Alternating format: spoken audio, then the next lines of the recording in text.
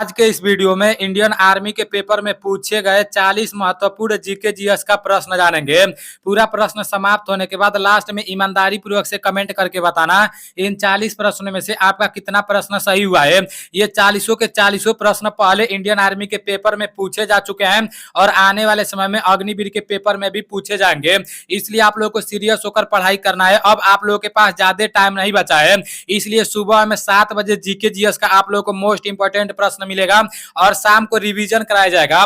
मतलब पहले मैं बहुत सारा जीके जीएस बता चुका हूं और ऐसा जीके जीएस बताया हूं जो हाईलाइटेड जीके जीएस जो हमेशा रिपीट होते रहता है और याद करने में भी बहुत ज्यादा आसान रहता है। तो वो पूरा का पूरा जीके जीएस में आप लोगों को बता चुका हूं। 1000 का पीडीएफ भी दे चुका हूं, फिर 300 बायोलॉजी का पीडीएफ भी दे चुका हूं। कुछ भाई लोग बोल रहे हैं कि भाई एएनए वालों के लिए, जो इंडियन आर्मी एएनए में होता है, जैसे वो लोग बोले कि एएनए वालों के लिए कुछ मोस्ट इंपोर्टेंट प्रश्न लेकर आओ, तो अभी मैं उसका पीडीएफ तैयार कर रहा हूं। मतलब 100-200 प्रश्न तैयार कर रहा हूं। जैसे ही प्रश्न तैयार हो जाएगा तो मैं आप लोगों को दे दूंगा, ठीक है ना। और आज 14 तारीख है, कल 15 तारीख है। कल आप लोगों को हमारा नंबर मिल जाएगा। कल के वीडियो में आप सभी लोगों को हमारा नंबर मिल जाएगा, तो थोड़ा बेसब्री से इंतजार करो, ठीक है ना। आज मैं अपना सिम बंद कर दूंगा क्योंकि आप लोग फोन करके परेशान करने लगोगे। बस व्हाट्सएप चलेगा। मतलब जैसे 17 तारीख से हम लोग का पेपर चालू हो जाएगा आर्मी का, तो आप सभी लोग जहां भी पेपर देने जाना है, मतलब 2-2 क्वेश्चन 3-3 क्वेश्चन सभी लोगों को भेजना है मेरे भाई, ताकि सब लोगों को हेल्प मिल सके। तो कल इंतजार करना, कर आप सभी लोगों को हमारा नंबर मिल जाएगा। नो यार, मैं आप लोगों से एक बहुत बड़ा खुशी छुपा कर रखा था, अभी तक मैं आप लोगों को बताया नहीं था, लेकिन आज मुझसे कंट्रोल नहीं हो रहा है। आज मैं बिना बताए मानूंगा ही नहीं।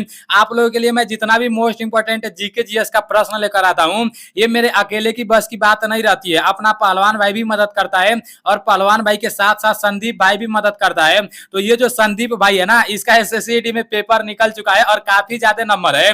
ये अपना 5 किलोमीटर का दौड़ बना रहा है। तो आज भाई संदीप भाई को कांग्रेचुलेशन जरूर बोलना, ठीक है ना। आज के कमेंट में सिर्फ संदीप भाई के नाम से कांग्रेचुलेशन होना चाहिए, क्योंकि ये बंदा किसी भी एकेडमी में कहीं भी पढ़ाई करने नहीं गया था, सिर्फ घर ही पर पढ़ाई किया था और एसएससीआईटी से पहले इसका इंडियन आर्मी में सिलेक्शन हो चुका था। लेकिन जिस दिन इंडियन आर्मी के अंदर टीओडी लागू हुआ, उसी दिन आप लोगों को पता होगा, जिन लोगों का दौड़ निकल चुका था, मेडिकल फिट हो चुके थे, उन लोगों का पेपर निरस्त करा दिया गया। मतलब सब कुछ होने के बाद भी पेपर निरस्त करा दिया गया। तो उसी में ना इस बंदे का भी सिलेक्शन नहीं हो पाया। तो ये बंदा घर ही पर, जैसे जब एसएससीआईटी का भर्ती निकाला गया ना, तो सिर्फ 2 से 3 महीने पढ़ाई किया था। मैं आप लोगों को रियल बता रहा हूं, लेकिन पता है किस तरह से पढ़ रहा था। पूरा का पूरा दिन सिर्फ पढ़ते रह रहा था, पूरा पढ़ते रह रहा था। इसका पूरा सिलेबस भी नहीं पूरा हुआ था, लेकिन तभी भी देखो मेहनत करके एसएससीआईटी में पेपर निकाल चुका है।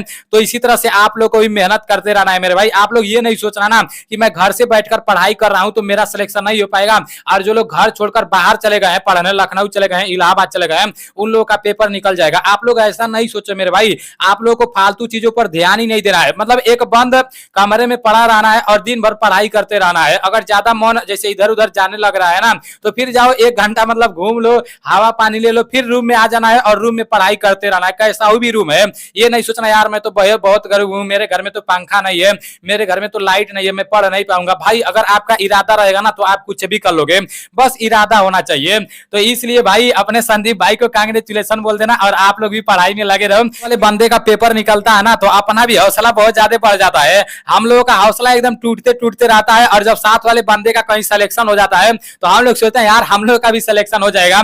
इसलिए सारी चीजें आप लोगों को बताना बहुत जरूरी है। आप लोग भी तैयारी में लगे रहो। रिजल्ट रोज रोज नहीं निकलता है, रिजल्ट एक ही दिन निकलेगा, और जिस दिन निकलेगा ना भाई, उस दिन का खुशी मैं आप लोगों को नहीं बता पाऊंगा। ये सिर्फ आप ही लोग फील कर पाओगे। लिस्ट में नाम आएगा, अभी आप लोगों को उदास होने की जरूरत नहीं है। और मैं आप लोगों के लिए जितना भी मोस्ट इंपोर्टेंट जीके जीएस का प्रश्न लाता हूं, उसमें से 1-2 प्रश्न गलत देखने को मिल जाते हैं। मुझे भी बहुत ज्यादा शर्मिंदगी महसूस होती है, क्योंकि किताब में इतना ज्यादा गलत दे दिया गया ना। एक किताब से हम लोग प्रश्न बनाते भी नहीं है, और ऐसा भी नहीं है कि अपने पास से आप लोगों को बताते हैं। जैसे किताब में कभी कभी गलत छाप देता है। आप लोग तो बहुत सारे लोग हमारे वीडियो को देखते हो, तो मतलब किसी भाई को उसका आंसर नहीं पता रहता है, किसी भाई को उसका राइट आंसर पता रहता है, तो वो कमेंट करके बता देता है कि नहीं भाई इसका ये आंसर नहीं होगा, इसका ए आंसर होगा। तो मैं दोबारा उसको सर्च करता हूं, और दोबारा सर्च करने के बाद जब दोबारा वीडियो बनाता हूं तो उसको बार बार मतलब उसी प्रश्न को अपने वीडियो में डालता हूं, उससे वो प्रश्न कभी नहीं भूलता है। तो आप लोग ध्यान से देखना, अगर आप लोगों के नजर में कोई प्रश्न गलत दिखेगा तो कमेंट करके जरूर बताना, ठीक है ना। एक प्रश्न था, सूर्य से आने वाली हानिकारक किरणों को कौन सा मंडल रोकता है? तो वो प्रश्न मिस्टेक हो गया था, उसका राइट आंसर समताप मंडल होगा, समताप मंडल होगा, ठीक है ना। सूर्य से आने वाली हानिकारक किरणों को कौन सा मंडल रोकता है? तो समताप मंडल रोकता है। आज के प्रश्न में सामान्य ज्ञान का सबसे पहला प्रश्न है, सैयद वंश का संस्थापक था। सैयद वंश का संस्थापक कौन था? आपके सामने चार ऑप्शन है, मुबारक खां, खिज्र खां, आलम शाह और महमूद शाह। इसका राइट आंसर हो जाएगा खिज्र खां इज राइट आंसर। प्रश्न है, प्रथम अफगानी शासक था। प्रथम अफगानी शासक कौन था? आपके सामने चार ऑप्शन है, बहलोल लोदी, सिकंदर लोदी, इब्राहिम लोदी और अभोर शाह सूरी। इसका राइट आंसर बहलोल लोदी हो जाएगा। Bahlol Lodi is right answer. Next प्रश्न है, किस राज्य में गेहूं का प्रचुर मात्रा में उत्पादन होता है? आपके सामने चार ऑप्शन है, हरियाणा, राजस्थान, उत्तर प्रदेश और पंजाब। इसका राइट आंसर अपना उत्तर प्रदेश होगा। Uttar Pradesh is right answer. Next प्रश्न है, 2 रुपए और उससे बड़े नोट कौन जारी करता है? आपके सामने चार ऑप्शन है, राज्य सरकार, भारत सरकार, रिजर्व बैंक और स्टेट बैंक। इसका राइट आंसर रिजर्व बैंक हो जाएगा। Reserve bank is right answer. 2 रुपए और उससे बड़े नोट को कौन जारी करता है? रिजर्व बैंक जारी करता है। नेक्स्ट प्रश्न है, किस वंश के सुल्तानों ने सबसे अधिक समय तक शासन किया? किस वंश के सुल्तानों ने सबसे अधिक समय तक शासन किया? आपके सामने चार ऑप्शन है, खिलजी वंश, तुगलक वंश, गुलाम वंश और लोदी वंश। तो इसका राइट आंसर तुगलक वंश हो जाएगा। तुगलक वंश इज राइट आंसर। नेक्स्ट प्रश्न है, ऑपरेटिंग सिस्टम किस पर नियंत्रण है? ये कंप्यूटर का प्रश्न है। आपके सामने चार ऑप्शन है, हार्डवेयर, प्रोग्रामर और नीचे दिया है आंकड़ों और उसके नीचे दिया है सभी। तो इसका राइट आंसर सभी हो जाएगा। सभी इज राइट आंसर। नेक्स्ट प्रश्न है, संयुक्त राष्ट्र संघ की स्थापना कब हुई? इंडियन आर्मी का फेवरेट प्रश्न है, बहुत बार इंडियन आर्मी के पेपर में पूछा गया है। अगर पूछा जाता कि संयुक्त राष्ट्र संघ का मुख्यालय कहां है, तो संयुक्त राष्ट्र संघ का मुख्यालय न्यूयॉर्क में है। यहाँ देखो टाइपिंग करने में थोड़ा मिस्टेक हो गया है, यहाँ 1945 रहेगा, ठीक है ना। आपके सामने चार ऑप्शन है, 1945, 1935, 1949 और 1969। इसका राइट आंसर 1945 हो जाएगा। 1945 इज राइट आंसर। संयुक्त राष्ट्र संघ का स्थापना कब हुआ? 1945 में हुआ और संयुक्त राष्ट्र संघ का मुख्यालय कहां है? न्यूयॉर्क में है। नेक्स्ट प्रश्न है, भारत का आइंस्टीन किसे कहा जाता है? आपके सामने चार ऑप्शन है, कालिदास, नागार्जुन, सरोजिनी नायडू, इनमें से कोई नहीं। तो इसका राइट आंसर क्या हो जाएगा? नागार्जुन हो जाएगा। Nagarjuna is right answer. Bharat का आइंस्टीन नागार्जुन को कहा जाता है। नेक्स्ट प्रश्न है, बांग्लादेश कब आजाद हुआ? मोस्ट इंपोर्टेंट प्रश्न है, बहुत बार इंडियन आर्मी के पेपर में पूछा गया है। आपके सामने चार ऑप्शन है, 1965, 1973, 1971 और 1969। इसका राइट आंसर 1971 हो जाएगा। 1971 में बांग्लादेश आजाद हुआ। नेक्स्ट प्रश्न है, केंद्रीय औषधि अनुसंधान कहाँ स्थित है? आपके सामने चार ऑप्शन है, देहरादून, लखनऊ, कटक और दिल्ली। तो इसका राइट आंसर लखनऊ हो जाएगा। Lucknow is right answer. केंद्रीय औषधि अनुसंधान कहाँ स्थित है? लखनऊ में स्थित है। नेक्स्ट प्रश्न है, असहयोग आंदोलन किस वर्ष हुआ? आंदोलन से एक प्रश्न पूछा जाता है, तो आप लोग पूरा का पूरा आंदोलन देख लेना। आपके सामने चार ऑप्शन है, 1942, 1919, 1920 और 1988। इसका राइट आंसर 1920 हो जाएगा। 1920 इज राइट आंसर। असहयोग आंदोलन किस वर्ष हुआ? 1920 में हुआ। नेक्स्ट प्रश्न है, भारत में किस राज्य में रबर का सबसे अधिक उत्पादन होता है? आपके सामने चार ऑप्शन है, बिहार, उत्तर प्रदेश, केरल और तमिलनाडु। इसका राइट आंसर केरल हो जाएगा। Kerala is right answer. Bharat में देखो, विश्व में नहीं बोला गया है, भारत में बोला गया है। प्रश्न को समझने का कोशिश करना। प्रश्न में बोला गया है, भारत में किस राज्य में रबर का सबसे अधिक उत्पादन होता है? तो किस में होता है? केरल में होता है। नेक्स्ट प्रश्न है, रामचरितमानस किसने लिखी थी? तो रामचरितमानस किसने लिखी थी? आपके सामने चार ऑप्शन है, सूरदास, तुलसीदास, वेद व्यास और वाल्मीकि। तो इसका राइट आंसर तुलसीदास हो जाएगा। Tulsidas is right answer. प्रश्न है, रामायण किसने लिखी थी? मोस्ट इंपोर्टेंट प्रश्न है, इंडियन आर्मी का फेवरेट प्रश्न है। आपके सामने चार ऑप्शन है, महर्षि वाल्मीकि, वेद व्यास, सूरदास और तुलसीदास।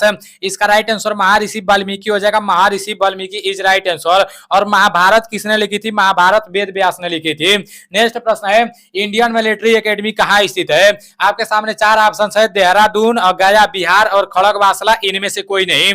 इसका राइट आंसर देहरादून हो जाएगा। Dehradun is right answer. अभी देखो, इससे तीन प्रश्न बनते हैं। एक आईएमए, ये आईएमए हो गया, इंडियन मिलिट्री एकेडमी। एक होता है ओटीए, उसका फुल फॉर्म होता है ऑफिसर ट्रेनिंग एकेडमी, वो गया में है, बिहार में है। और एक और होता है एनडीए, नेशनल डिफेंस एकेडमी, वो खड़गवासला में है। तो उसको आप लोग याद कर लेना, ठीक है ना। नेक्स्ट प्रश्न है, राष्ट्रपति की शपथ कौन दिलाता है? आपके सामने चार ऑप्शन है, उपराष्ट्रपति, प्रधानमंत्री, राज्यपाल और सर्वोच्च न्यायालय का मुख्य न्यायाधीश। इसका राइट आंसर सर्वोच्च न्यायालय का मुख्य न्यायाधीश होगा। राष्ट्रपति को शपथ कौन दिलाता है? सर्वोच्च न्यायालय का मुख्य न्यायाधीश दिलाता है। नेक्स्ट प्रश्न है भारत में पहली बार जनगणना कब हुई? मोस्ट इंपोर्टेंट प्रश्न है, बहुत बार इंडियन आर्मी के पेपर में पूछा गया है और सिर्फ इंडियन आर्मी के पेपर में नहीं पूछा गया है, एसएससीटी में भी पूछा गया है। आपके सामने चार ऑप्शन है 1871, 1870, 1880 और 1872। इसका राइट आंसर 1872 हो जाएगा। 1872 इज राइट आंसर। भारत में पहली बार जनगणना कब हुई? 1872 में हुई। किसके शासन काल में हुई? तो लॉर्ड मेयो के शासन काल में हुई, ठीक है ना। नेक्स्ट प्रश्न है सूरत किस नदी के किनारे स्थित है? आपके सामने चार ऑप्शन है यमुना, ब्रह्मपुत्र, ताप्ती और मूसी। इसका राइट आंसर ताप्ती होगा। Tapti is right answer. Surat किस नदी के किनारे स्थित है? ताप्ती नदी के किनारे स्थित है। नेक्स्ट प्रश्न है बांग्लादेश का राष्ट्रीय गान किसके द्वारा लिखा गया? इंडियन आर्मी का फेवरेट प्रश्न है। आपके सामने चार ऑप्शन है मोहम्मद इकबाल, मुजीब उर रहमान और भूपेन हजारिका और लास्ट में दिया है रविंद्रनाथ टैगोर। इसका राइट आंसर रविंद्रनाथ टैगोर होगा। Rabindranath Tagore is right answer. आप लोग प्रश्न को समझने का कोशिश करना। प्रश्न में बोला गया कि बांग्लादेश का राष्ट्रीय गान किसके द्वारा लिखा गया? तो बांग्लादेश का राष्ट्रीय गान हमारे रविंद्रनाथ टैगोर जी के द्वारा लिखा गया और बांग्लादेश का राष्ट्रीय गान होता है अमार सोनार बांग्ला, ऐसे करके होता है। आप लोग सर्च मार के देख लेना, ठीक है ना। नेक्स्ट प्रश्न है विश्व का सबसे लंबा रेल मार्ग कौन सा है? मोस्ट इंपोर्टेंट प्रश्न है। आपके सामने चार ऑप्शन है केप कहिला रेल मार्ग, ट्रांस इंडियन रेल मार्ग, ट्रांस साइबेरियन और रेल मार्ग, इनमें से कोई नहीं।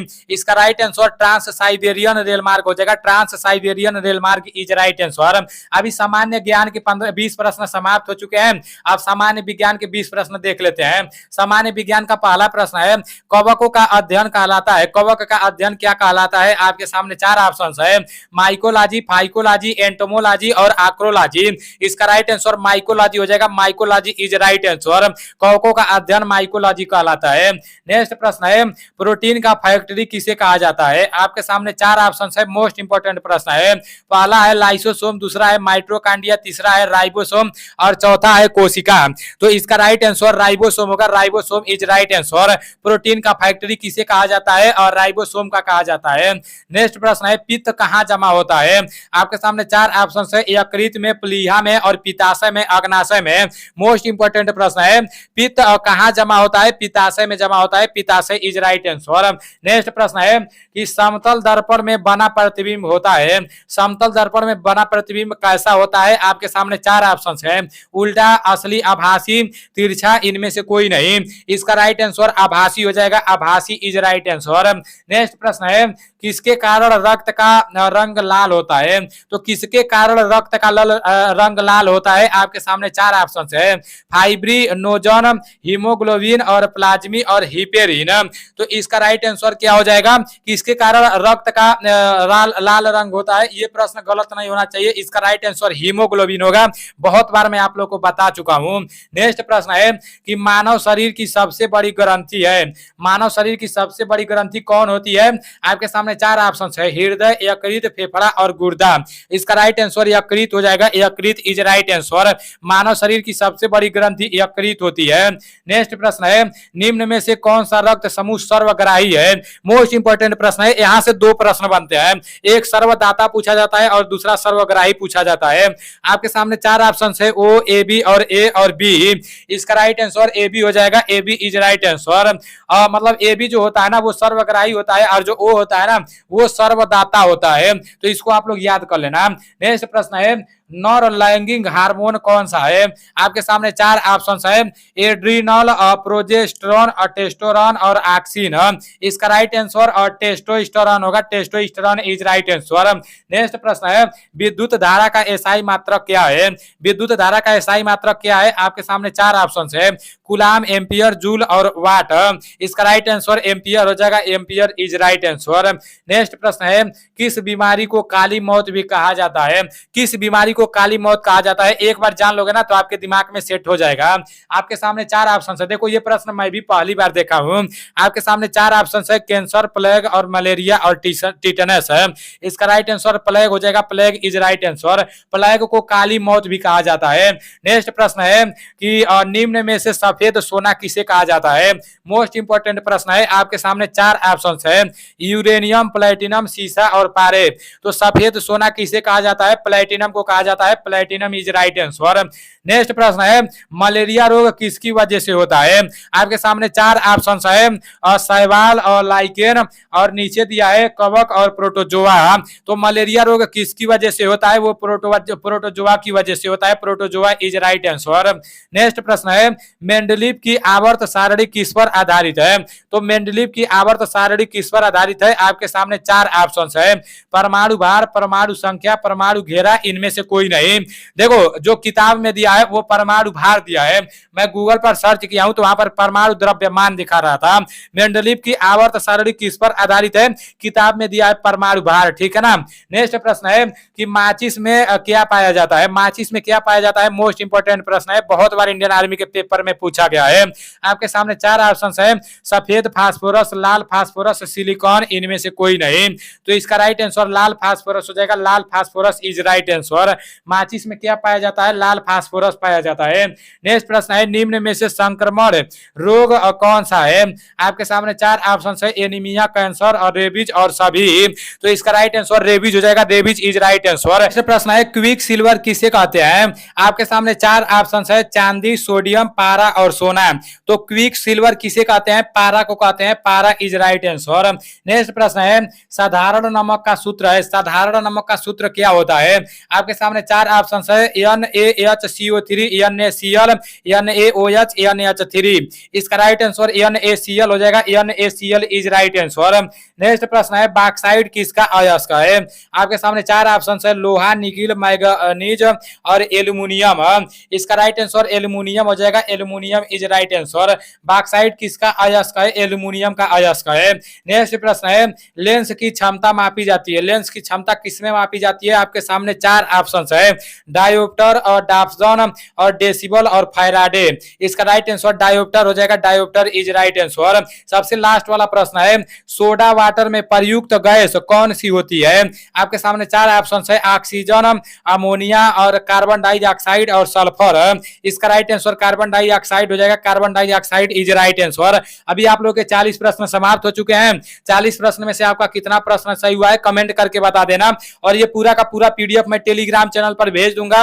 टेलीग्राम चैनल नीलेश ब्लॉग के नाम से, उसका लिंक मैं डिस्क्रिप्शन में भी दे दूंगा और अबाउट में भी टेलीग्राम चैनल का लिंक मिल जाएगा। कल आप लोग इंतजार करना, कल आप लोग को हमारा मोबाइल नंबर मिल जाएगा। लास्ट में हमारे मोबाइल नंबर का है 15, ठीक है ना। और देखो आज मतलब आप लोग को जैसे शाम के टाइम में रिवीजन कराया जाएगा तो आप लोग तैयार रहना, ठीक है ना। 4 से 5 बजे के बीच में आप लोग का रिवीजन कराया जा सकता है, उससे पहले भी कराया जाता है, कोई टाइम फिक्स नहीं है। अभी मैं देख रहा हूं कितना जीके जीएस पूछना है, उसके बाद से आप लोग तैयार रहना। मैं टेलीग्राम चैनल में मैसेज कर दूंगा, ठीक है ना।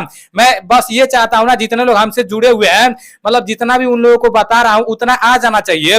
भले से मैं आप लोगों को ज्यादा नहीं बता रहा हूं, लेकिन जितना भी बता रहा हूं ना उतना आ जाना चाहिए, उसमें कंफ्यूजन में नहीं रहना चाहिए। चलो ठीक है, मिलते हैं अगले वीडियो में। आप लोग पढ़ाई में लगे रहो। आज अपने संदीप भाई का एसएससी में समझो सिलेक्शन हो गया है, ठीक है ना। तो आप लोग का भी होगा और हमारा भी होगा, ठीक है ना। हम सब लोग बॉर्डर पर जाएंगे और हम सब लोग वर्दी पहनेंगे, हम सब लोग हथियार चलाएंगे, ठीक है ना। उदास नहीं होना है, निराश नहीं होना है, बस लगे रहना है।